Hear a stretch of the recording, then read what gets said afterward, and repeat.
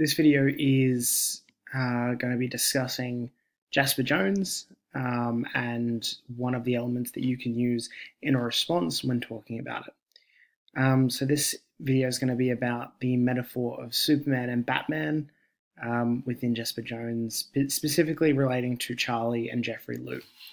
So to give you some context,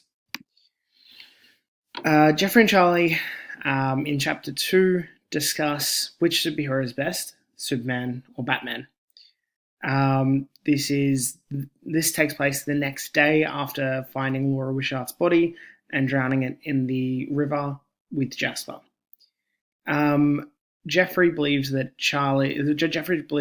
that Superman is the best hero, and gives his reasoning because of his invulnerability and his flight and his speed. Whereas Charlie's reasoning is that Batman is the best because, and this is a paraphrase quote, when you're bulletproof, it doesn't take much courage to fight the bad guy.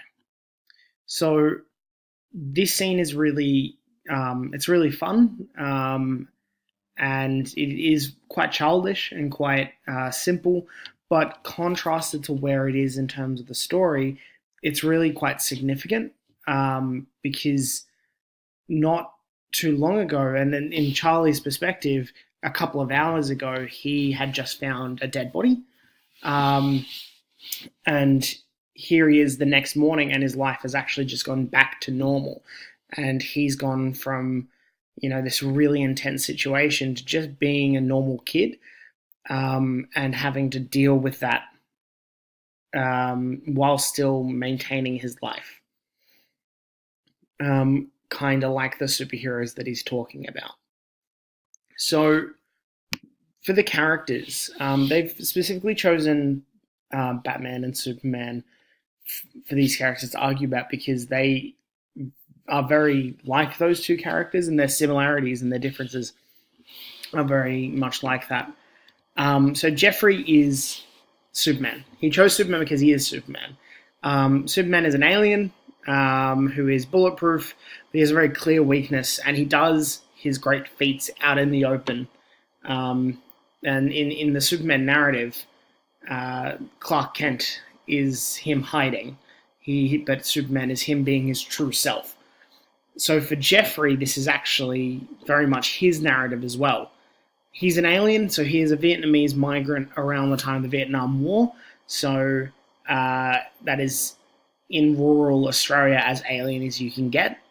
There is constant reference in the novel when they talk about Jeffrey and the fact that he's unshakable. People hurl abuse at him constantly, racial-based abuse, and he deals with it with a smile and charm and doesn't let it affect him. So in essence, he is actually quite bulletproof. But he has a very clear weakness. So for Superman, that's kryptonite. For Jeffrey, that's his family. When his mother or father are attacked or insulted, he doesn't seem as invulnerable. He seems like the young kid that he is. And again, he's brave in the daylight. His big heroic moment is the cricket game where he does the impossible feat and he becomes the superhero of the team that manages to pull off this thing that no one thought was possible. He becomes superhuman. He becomes a legend in that moment.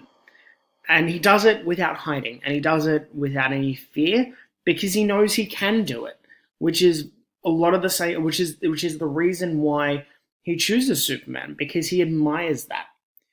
On the other side, you have Charlie.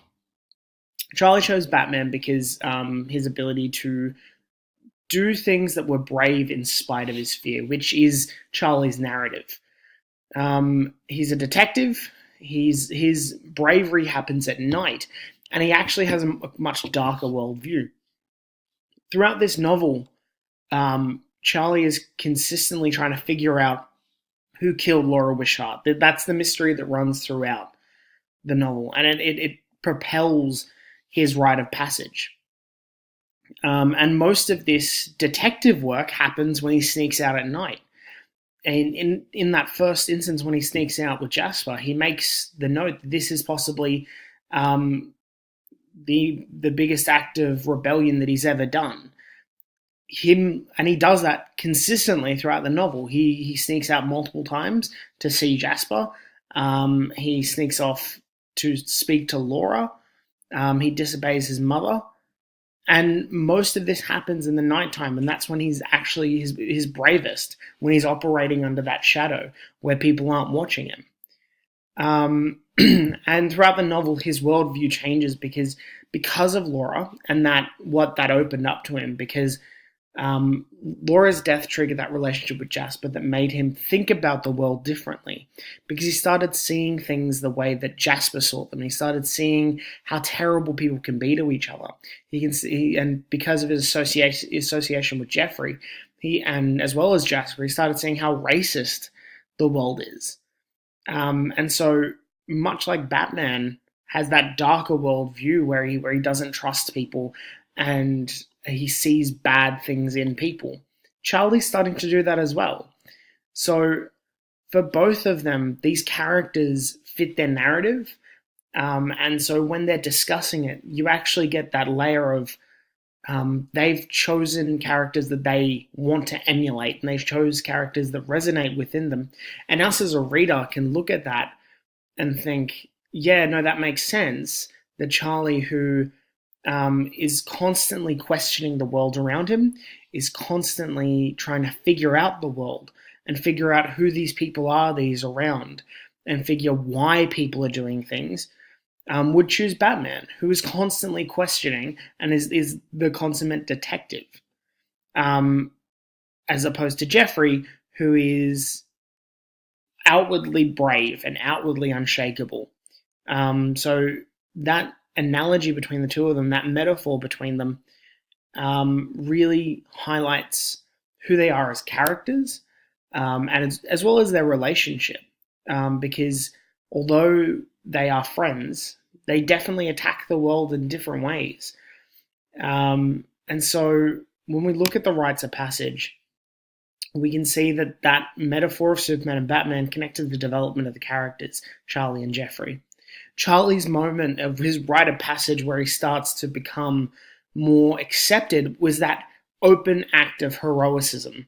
Whereas for Charlie, his rites of passage is actually connected to things that are quite dark. It's a death that triggers his rites of passage. It's the mystery of it that starts prompting him questioning the world around him. And the contrast between this conversation and the image of Laura Wishart highlights that this is a moment of transition for Charlie, and although the conversation itself isn't a rite of passage, the fact that it's positioned right next to a rite of passage is actually quite significant. As I said before, Charlie literally goes within a couple of hours from seeing and helping to bury a dead body to discussing superheroes with his best mate.